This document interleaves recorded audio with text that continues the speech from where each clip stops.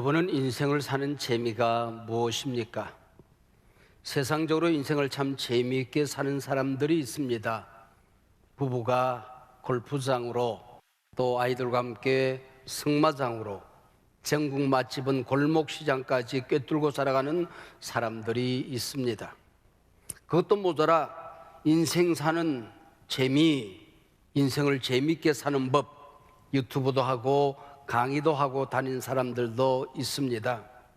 그분들의 공통된 얘기를 종합해 보면 몇 가지로 정리가 되더라고요. 무엇보다 첫째는 나이가 들어가면서 하나님과 친해지라는 겁니다. 영원한 친구, 세상 끝날까지 변하지 않는 친구는 우리 예수님 한 분밖에 없더라는 거지요. 두 번째는 자기 자신에게 잘해 주랍니다. 자기 자신을 격려하고 자기 자신을 칭찬하는 것도 대단히 소중한 지혜입니다. 운동으로 몸과 마음을 건강하게 지켜주는 것도 자기를 지키는 방법 가운데 하나입니다. 건강은 건강할 때 지키는 것이라고 하지 않습니까? 그러기 위해서는 스트레스를 친구 삼지 말라고 합니다. 연결선상에서 셋째는 긍정적인 마음 관리입니다. 항상 감사하는 마음, 또 크게 자주 웃으랍니다. 불행한 생각은 곧 물리치고 머물게 하지 말라고 합니다. 네 번째는 친구 관계를 건강하게 잘 유지하랍니다. 부정적인 친구를 가지치기 하고 손절하기를 주저하지 말라고 합니다. 다섯 번째는 신앙 그룹이든 친구 그룹이든 취미 그룹이든 서로 힘이 되는 소그룹을 가지는 게 소중하답니다. 내가 누군가를 위해서 기도해 주는, 돌봐주는, 그리고 누군가 나를 돌봐주고 기도해 주는 사람이 있다고 하는 게 인생을 건강하게 살아가는 비결입니다. 목사님은 자기 자신을 재밌는 사람이라고 생각합니까? 누가 묻는다면 저는 제가 저를 생각해도 참 재미없는 사람입니다. 미국 26개 교회를 탐방하던 때가 있었습니다. 마침 그랜드 캐년 근처를 지나다가 이곳까지 와서 그냥 가겠느냐, 두세 곳 탐방을 취소하고 그랜드 캐년을 가보자 하고 하는 사람들의 요청이 있었습니다. 신청을 받아봤더니 80%는 그랜드 캐년을, 20%는 계획된 대로 교회 탐방에 나섰습니다. 저는 어느 쪽이었을까요? 말하지 않아도 잘 알죠? 네. 하와이 붕해를 가서도 비행기로 이 섬 저 섬 다니는 건 우리 집에 성물 2개입니다. 제 아내와 우리 딸입니다. 저는 호텔방에서 신간 서적을 읽고 비전의 사다리 교재를 집필하는데 몰두하고 있었습니다. 신령하죠? 네. 언젠가 괌에 부흥회를 간 적이 있습니다. 호텔, 교회 호텔밖에 모릅니다. 꼭 한 곳 돌아오기 전에 가봤는데 요코이 동굴입니다. 세계 제2차 대전 당시 요코이라는 일본 병사가 혼자 깊은 산중에 떨어졌습니다. 전쟁이 끝난 줄 모르고 굴을 파고 27년간을 살았습니다. 아무도 그에게 전쟁이 끝났다는 사실을 알려주지를 않았던 거지요. 물론 그 이후 동굴에서 나와서 일본으로 돌아갔습니다. 세계 어디를 가나 돈벌이가 되는 곳에는 한국 사람이 있습니다. 그 동굴 앞에서 커피와 라면을 팔던 가정은 크리스찬 한국인이었습니다. 여코이 동굴이 가져다주는 그 신앙적인 의미가 있더라고요. 전쟁이 끝난 줄 모르면 노예로 살아간다.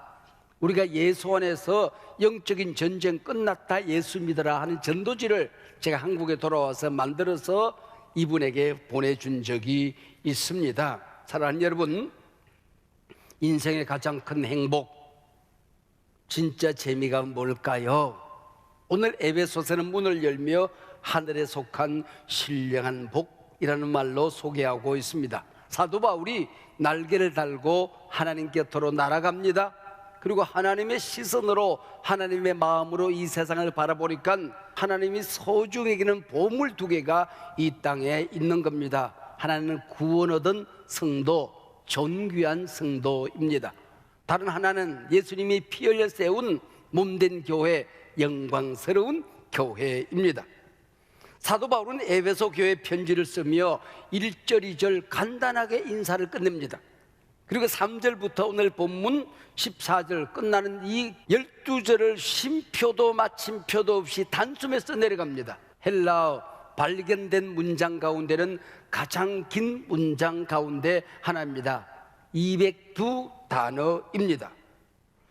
아버지의 마음으로 보니까 이 성도와 교회가 얼마나 존귀한지 숨도 쉬지 않고 12절을 한 문장으로 써내려가는 겁니다. 그 내용 우리가 익히 잘 아는 내용입니다. 하나님이 선택하셨고 예수님이 구속하셨고 성령님이 인치셨으니 하는 내용이죠. 선택하시고 구속하시고 인치시는 이 구원의 사역은 내가 노력해서 얻은 게 아니라는 겁니다. 내 마음이 착해서 공로와 선행을 쌓아서 얻을 수 있는 게 아니라고 하는 것입니다. 내 안에 어떤 조건이 있어서 품성이 개발되어 얻는 게 아니라고 하는 겁니다. 6절에서 거저 주시는 바 하나님의 은혜입니다. 공짜입니다. 싸구려서 공짜가 아니고 너무 어마어마해서 이 세상에 있는 무엇으로 돈으로 은근보화로 살 수 있는 게 아니라는 겁니다. 그래서 우리가 믿음을 가지고 존귀한 성도가 되어서 영광스러운 이 교회 안에서 살아가는 것, 예배하는 것, 하나님을 섬기는 것, 기도하는 것, 우리가 인직을 받는 이 모든 것들은 너무나도 엄청난 사건이라는 것이죠. 이걸 모르면 우리가 싸구려로 예배를 드리고 싸구려 기도를 하고 아무 생각 없이 인직을 주고받고 하는 겁니다. 장례를 집례하다 보면은 수완을 다 채우고 가족들이 마음 준비 다 끝난 다음에 평안히 눈을 감는 호상이 있습니다. 어떤 호상이라고 할지라도 그가 예수를 믿지 않았다면 아무것도 남는 게 없는 겁니다. 가장 불행한 죽음일 뿐입니다. 때로 반대로 있어서는 안 되는 죽음을 맞이하는 가족들이 있습니다. 울고 또 통곡에도 아쉬운 죽음입니다. 그러나 그가 예수 믿고 죽었으면 소망이 있어요. 위로가 있어요. 하나님의 선한 뜻이 숨어 있는 걸 나중에 깨닫게 되는 것입니다. 마지막에 남는 것, 그가 예수 믿었느냐 안 믿었느냐 이것만 남는 겁니다. 인생의 가장 큰 본질이 뭘까요? 구원은 받는 것입니다. 그 나머지는 모두 다 그림자 축복에 지나지 않는 것입니다. 이 땅에서는 사라질 것들입니다. 영원히 남지 않는 것들입니다. 구원은 이 땅의 모든 것을 다 주고도 내 힘으로 얻을 수 없는 겁니다. 그래서 모든 것을 잃어버리고도 얻어야 되는 것이 구원이라고 하는 거죠. 사도 바울에게 취미가 어떻고 건강이 어떻고 친구 관계가 어떻고 인생 재미가 어떻고를 묻는 건 불경한 일입니다. 의미 없는 질문이지요. 몸은 약했습니다. 늘 배는 고팠습니다. 핍박과 고난이 떠나지 않았습니다. 걸핏하면 매를 맞고 심지어 돌에 맞아 죽은 줄 알고 성 밖에 사람들이 갖다 버립니다. 강도를 만납니다. 풍랑을 만나 죽을 고비를 수시로 넘깁니다. 세상 재미나 행복은 다 빼앗긴 사람처럼 보입니다. 그러나 하늘에 속한 이 복을 보고 나니 우리가 지금 받게 되는 고난은 장차 누릴 영광과 좋게 비교할 수 없다. 선언하고 살아갔습니다. 그랜드 캐년을 지나면서도 못 받고 하와이 마우이 섬은 쳐다보고도 못 올라가 보았지만은 교회가 좋아서 교회 숨기는 재미에 살았던 재미없는 내 인생도 후회는 없습니다. 나는 목사니까. 골프 성마 재미는 모르고 살았고 전국 맛집 재미는 몰라도 예수 믿는 행복 알고 살았으면 교회 숨기는 재미 알고 살았다면 부끄러운 일 아니지요. 여러분 재밌게 사세요. 목사는 그렇게 살아도 행복하더라고요. 서구가 아프리카를 정복하러 들어가 보니 아이들이 다이아몬드를 가지고 놀아요. 공기를 하면서 초콜릿 하나 주었더니 한 바가지씩 가져옵니다. 그래서 초콜릿 한 줌하고 다이아몬드 한 초콜릿하고 바꾸는 거예요. 다이아몬드 값어치를 모르기 때문에 그런 것이죠. 우리가 하나님을 섬기고 살았던 이 삶, 믿음 가지고 살았던 이 삶, 하나님의 나라를 위해서 헌신하고 희생하고 손해보고 욕보고 살았던 이 삶이 얼마나 엄청난 것인가를 알면 이 땅에 초콜릿하고 바꿔 살지는 않는다는 겁니다. 이 세상에 변하지 않는 것은 없습니다. 강산도 10년이면 변하지요. 옛날에 금술조끼로 소문난 젊은 부부가 살았습니다. 남편이 갑자기 죽게 생겼어요. 부인이 통곡을 합니다. 당신 없이 못 살아. 내일이면 나도 당신 따라 죽을 거야. 우는 아내에게 남편이 말합니다. 그러지 말고 잘 살아. 그리고 내 무덤에 잔디가 여름날에 마르면은 시집가, 그렇게 얘기했어요. 시집가라는 얘기가 하지 말란 얘기요. 여름이 되었습니다. 부인이 한 손에는 가위, 한 손에는 부채를 들고 무덤을 찾아갑니다. 가위로는 잔디 뿌리를 자릅니다. 그리고 부채로는 잔디를 말리더라 그럽니다. 여러분, 이게 인생입니다. 하나님이 선택하셨고 예수님이 구속하셨고 변화무쌍한 이 세상에서 우리가 받은 구원이 어떻게 변하지 않을 수가 있을까요? 내가 가진 이 믿음, 이 구원의 확신, 어떻게 하면 빼앗기지 않고 살 수가 있을까요? 때로는 문득문득 죄에 오염되어지는데, 절망하고 낙심하는데 왜 내 구원이 취소되지 않는 것일까요? 성령님이 인치셨으니, 할렐루야. 이 인치신다는 헬라어 스프라기조라고 하는 말에 퍽 재미가 있습니다. 임금이 아끼는 보물들이 많이 있지만 진짜 아끼는 보물들을 다 골라서 창고에 넣습니다. 보물함에. 그리고 거기에 인지를 붙이고 인지 위에 의인을 찍습니다. 그리고 장수들을 통해서 그 보물함을 지킨다라는 뜻을 가지고 있습니다. 예수의 피로 구원받은 하나님의 자녀는 하나님 나라의 보물이죠. 땅에 있는 성도는 존귀한 자니 의인을 찍는 게 아니에요. 고정의 의인이 아니라 성령님이 인을 치신다. 도장 꽝. 그리고 군사나 천군 전사로 하여금 지키게 하는 것이 아닙니다. 보혜사 성령님이 친히 내게 오셔서 나를 떠나지 않고 내 구원을 지키십니다. 누구에게도 빼앗기지 않습니다. 그래서 변하지 않는 겁니다. 취소되지 않는 것입니다. 누가 우리를 그리스도의 사랑에서 끊으리요?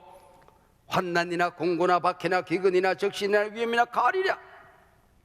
내가 확신하노니 사망이나 생명이나 천사들이나 권세자들이나 현재일이나 장래일이나 능력이나 기품이나 다른 어떤 피조물이라도 우리를 우리 주 그리스도 예수 안에 있는 하나님의 사랑에서 끊을 수가 없으리라. 돌발 퀴즈. 여러분은 빈속의 빵을 몇 개나 먹을 수 있습니까? 사람마다 다르다고요. 빈속에는 빵을 한 개밖에 못 먹는 겁니다. 한 개 먹고 난 빈속이 아니거든. 성령님이 빈속에 오시고 나면 영원히 빈속이 아니야. 영원히 나와 함께 계시니까. 성령이 아니고서는 누구도 예수를 그리스도라고 시인할 수가 없는 것입니다.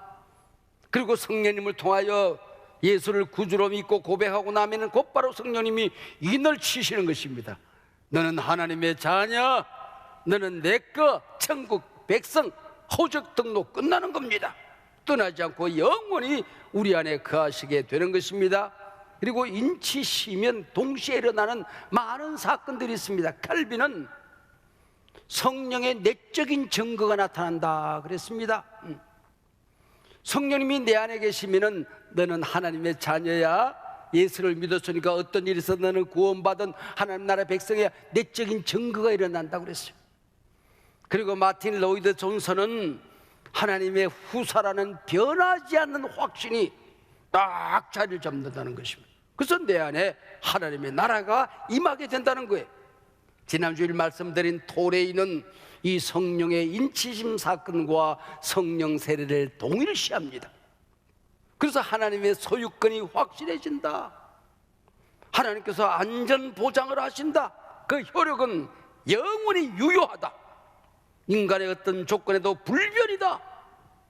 오늘 본문의 용어를 빌리면 보정, 약속의 성령의 인치심은 이런 능력이 있다. 할렐루야. 성령의 인치심이 내 안에 있게 되면 신앙생활에 변덕은 일어나지 않습니다. 강산이 10번 100번 편해도 때로는 인생살이 고난도 있고 실패도 있지요. 왜 내게 이런 일이 일어났는가 낙심할 때도 있지요. 내가 이런 취급을 받아야 되나 오해받을 때도 있지요. 상처가 있을 때도 있죠. 그러나 성령의 인치심, 성령 세례를 경험하고 나면은 흔들리지 않는 확신이 있습니다. 여러분 모두에게 있는 이 확신인데, 나는 하나님의 자녀다. 하나님은 나를 사랑하신다. 예수님은 십자가에서 내 죄를 담당하셨다. 나는 나의 약점 때문에 구원을 빼앗기지 않는다. 하나님 나라 생명책에 하나님이 직접 새기셨다. 천지가 무너져도 내 구원은 무너지지 않는다. 천사가 와서 내 구원을 가짜라고 얘기해도 나는 하나님의 백성이다. 내 느낌, 내 환경, 내 행동, 내 감정 여하에 따라서 흔들리지 않는 구원, 이게 성령의 인치심의 사건이라는 것입니다. 내 주와 맺은 언약은 영불변하시니 그 나라 가기까지는 늘 보호하시네. 성령의 인치심은 곧 성도의 견인으로 이어지게 되는 것입니다. 성도의 견인이 뭡니까? 한번 구원받았으면 타락했다가도 반드시 돌아온다. 우리 장로교가 발견한 진리이지요. 대단히 중요한 교리입니다. 우리는 성도의 견인으로 모든 면에서 아직도 어립니다. 부족합니다. 모자라지만은 성화의 삶이 시작되는 거예요. 변화가 시작되는 것입니다.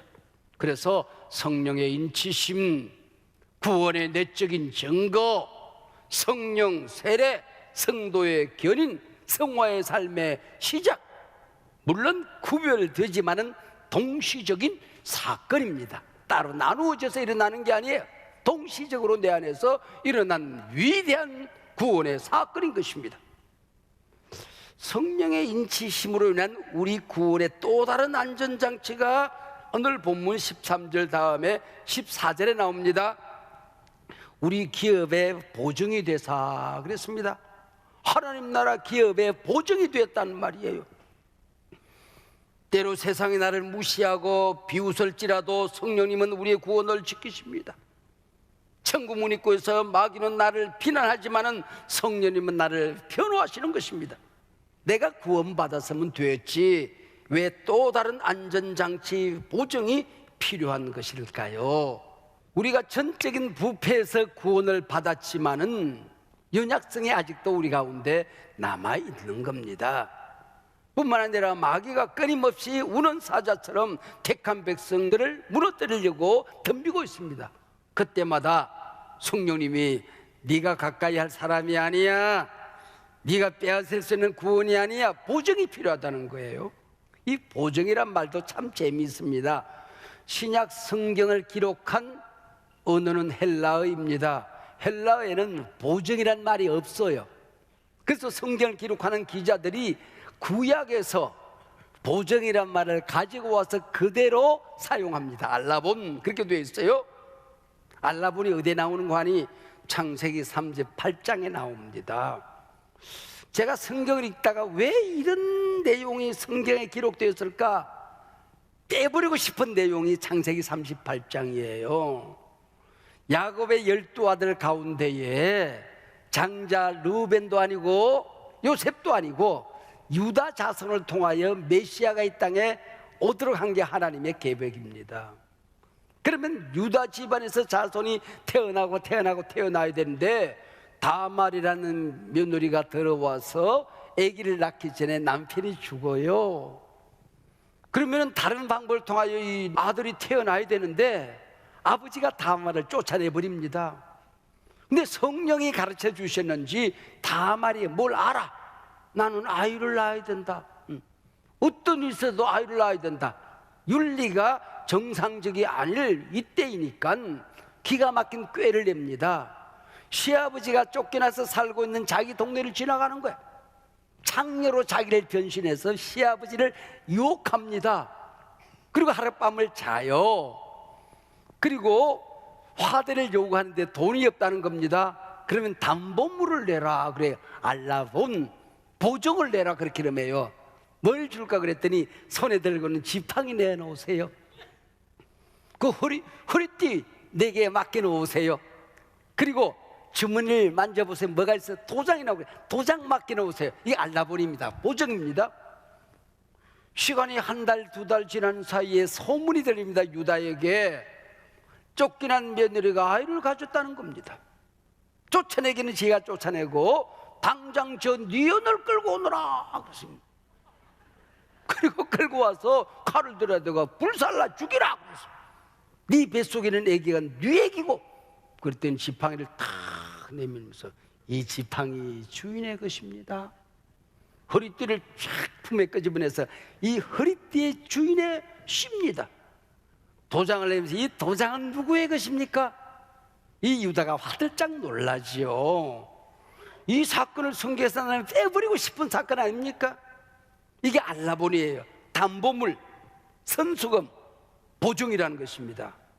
여러분, 다말이 하나님의 백성의 씨를 잉태하고자 하는 귀한 뜻을 가졌다 할지라도 다말의 이런 행동은 어떤 이유로도 정당화될 수 없는 것 아닙니까? 성경은 시아버지를 속인 이 행동을 옳다고 하지 않습니다. 그러나 그 알라본 보증 때문에 담보물로 인하여 죽을 몸이 살아납니다. 정죄받잖아요. 심판받잖아요. 불에 타 죽을 몸이 구원을 받습니다. 이게 알라본 보증이라고 하는 것입니다. 무슨 뜻일까요? 내가 구원받고 걸핏하면 넘어지고 걸핏하면 죄가 가슴에 들어오고 주님 앞에서 자랑스럽지 못한 내 인생의 삶, 용서받을 수 없는 삶, 구원받았다는 게 말이 되냐 그 얘기예요. 네 구원이 끝까지 취소되지 않고 하나님 나라에 들어간다는 게 말이 안 되는데 말이 되는 게 네 구원이다 그 얘기입니다. 그뿐이겠습니까? 이 구원의 씨앗 메시아를 낳은 이 백성을 유다와 다말 사이에서 태어난 그 자손을 뭐라고 불러요? 유다인 그렇게 불러요. 흠 많고 무슨 덩어리 유다인, 야곱 같은 이 간사한 족속들 이스라엘, 하나님의 약속은 이렇게 엄청난 것이다 그러니까. 저는 시골 교회에서 어린 시절 신앙생활을 했습니다. 교인들이 뭐 10명, 20명 정도 되는 조그마한 교회입니다. 신학생들이 와서 주일만 예배를 인도하고 갑니다. 여전사님이 오셔서 때로는 다른 교회 장로님이 오셔서 목회를 하기도 했습니다. 당회장 목사님이 1년에 한 번 교회를 방문합니다. 왜? 세례 예식을 거행하기 위해서. 연말이 되면은 당회장님이 방문해요. 그리고 세례 예식을 거행하고 성찬 예식을 거행하고 갑니다. 그럼 우리 집에서 밥을 해드려요. 돌아가실 때까지. 식사를 하시는 당회장 앞에 제가 무릎을 꿇고 중학교 2학년 때 간청을 했습니다. 당회장님, 고등학생이 되어야 세례를 준다며요. 그럼 그게 법이거든. 당회장님, 고등학생한테 내가 모자란 게 뭐가 있겠습니까? 지난달에 우리 시찰 경내의 교회들이 함께 모여서 암송대 1등 누가 했습니까? 네가 했잖아. 어른들하고 함께하는 성경 기대 1등 누가 했습니까? 네가 했지. 저 세례 주세요. 물어보세요. 그럴까? 식사를 하시면서 이것저것 하고 묻고 대답하고 그러더니 야, 너 세례 받아도 되겠다. 그래서 고등학생이 돼야 세례를 받는데 중학교 2학년이 세례를 받았어요. 제가 대한예수교 장로회 통합측 교단에서 법을 어기고 세례를 받은 장본인 여기 있습니다.